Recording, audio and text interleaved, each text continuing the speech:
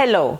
Just recently I had a supervisor in one of my workshops who told me that he has an employee with bad attitude who is always talking back after being given a task. This supervisor felt helpless and he asked me what he could do. Here's my response. Can you do me a favor? Just imagine for a moment that I push my hand really hard against yours. What would you do? That's right, you would push back. The same is true in our work environments. You can only push people for so long until they will decide to push back.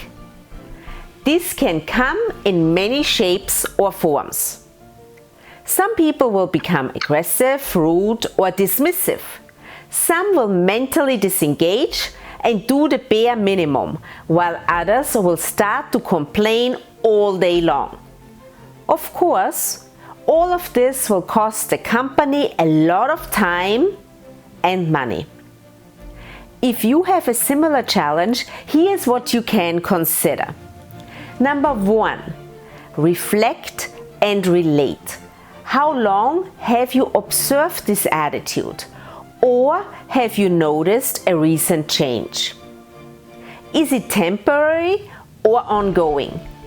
Do you focus more on the task than on the person? What could you do better? Number 2, schedule a meeting and build rapport. People will resist when there is a lack of rapport. If you make a conscious effort to find out more about the person and truly connect, there will be a different response.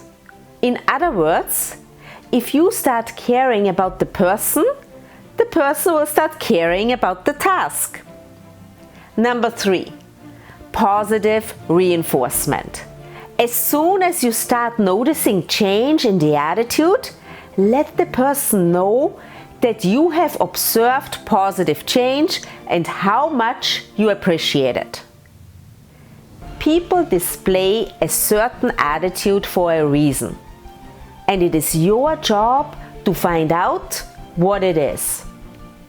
This was my thought for today, and I will see you next week again.